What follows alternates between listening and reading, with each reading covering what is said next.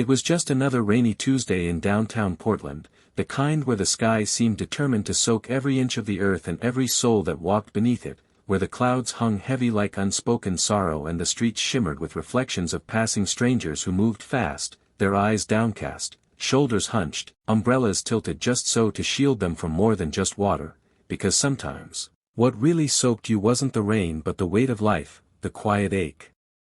of being invisible, of not being seen, and that was exactly how she felt, the small girl curled on the edge of the bus stop bench, her thin jacket clinging to her like wet paper, her hair matted across her tear-streaked cheeks, eyes swollen not just from crying but from holding back cries far longer than any child should.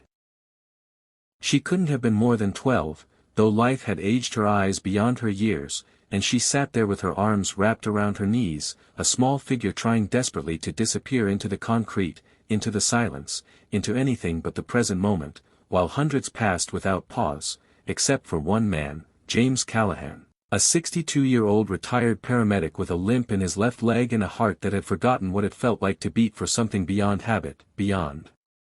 routine, beyond memory. James was the kind of man who had stopped looking for signs from the universe, a man who rose each morning at 6 a.m., fed his cat, read the obituaries with a quiet grimace, then took the same walk to the grocery store just to feel part of something, anything. But on that rainy Tuesday, as he stepped out of the store with a brown paper bag and began his slow walk back home, something tugged at him, a silent alarm in his gut, and when he turned, he saw her.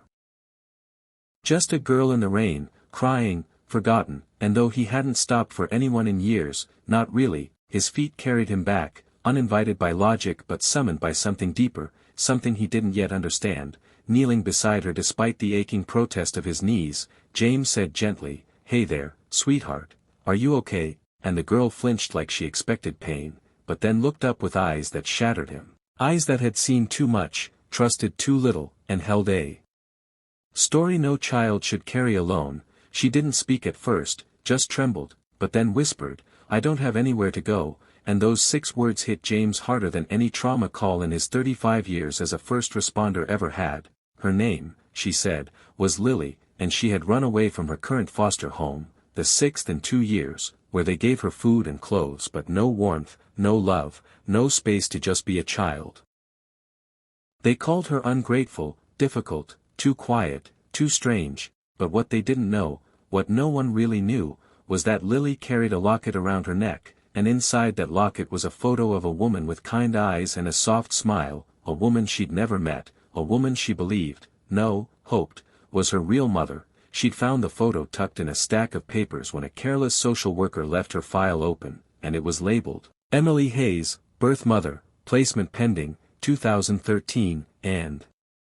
even though she didn't understand all the codes and terms in the file, she knew one thing: this woman might be her beginning, the first truth in a life full of missing pages, and so she ran, not from something, but toward a feeling, a hope that someone, somewhere, might still want her. James, moved beyond explanation, took her to the nearby diner where he ate most mornings, where the waitress Nancy, a tough but warm-hearted woman in her 50s, gave Lily a dry hoodie from the lost and found and poured her a mug of hot cocoa without a word. James sat across from her, watching her hands shake as she sipped, and for reasons he couldn't articulate, he found himself calling an old friend from his paramedic days who now worked in city records, asking, "Can you find anything on an Emily Hayes? Maybe linked to a child born in 2013. I know it's a stretch, but it's important," and while the request bent a few lines of protocol, the answer came the next morning. A woman by that name had lived in the city but moved several times. The last known address was in a quiet suburb just 45 minutes away, and James, without hesitation, offered to drive. Over the next 3 days, he and Lily visited old buildings, knocked on doors that led to dead ends, spoke to neighbors who remembered a kind woman who used to work at a bakery, a woman who'd lost a child under mysterious circumstances, and slowly, a picture formed. Emily Hayes had been a teenage mother whose parents had forced her to give up her baby, telling her it was for the best, that she was too young, too unstable, but she had never stopped searching. Every birthday, she lit a candle, wrote letters she never sent, and hoped that one day, her daughter would find her. On the 4th day, James and Lily arrived at a small cottage tucked behind a grove of evergreens. And the moment Lily saw the swing on the porch and the wind chimes hanging above the door, she froze. Something deep inside her recognized this place, as if it had lived in her dreams. She clutched the locket tight and walked slowly up the path, each step trembling with fear and hope, and when she knocked, time seemed to hold its breath. The door opened, and a woman with auburn hair, tired eyes, and a paintbrush in her hand looked out, blinking in disbelief as she stared at the girl before her, and then, as if the universe aligned in that instant, she whispered, "Lily?"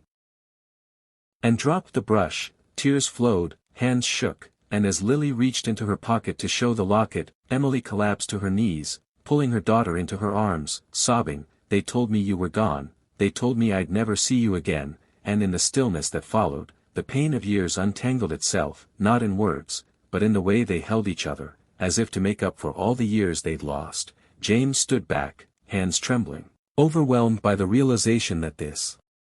wasn't just Lily's journey, it was his too, a redemption of sorts for the daughter he had lost to a car accident 20 years ago, a grief he had buried so deeply that it had hardened him from the inside out, but now, here he was, a part of something healing, something real. Emily invited them both in, and over warm tea and candlelight, the pieces of Lily's story unfolded.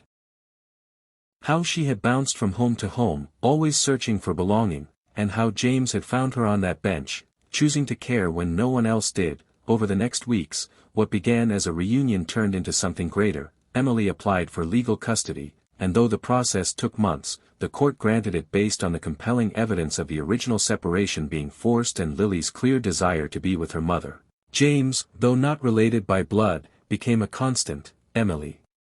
insisted he stay for dinner most nights, and soon, Sunday breakfasts became a tradition, movie nights a ritual, and laughter a frequent guest in the once quiet home. Lily's eyes, once wide with sorrow, now sparkled with mischief and warmth, and James, who had once believed his purpose ended the day he hung up his uniform, found himself fixing up the old treehouse in Emily's backyard, building shelves for Lily's books, and even teaching her how to make chili just the way his wife used to make it.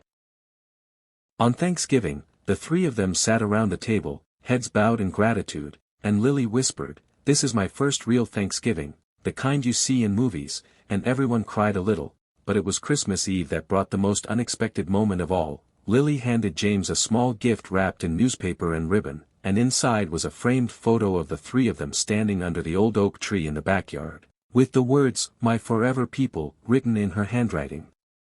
Across the bottom and attached was a card that read, "You didn't just help me find my mom.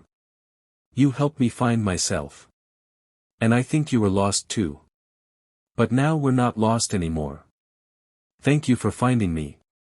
And James, who hadn't cried in over a decade, wept openly, holding the frame close like it was a second chance made tangible, a proof that one small act of kindness, one decision to stop and care, could change not just one life but three.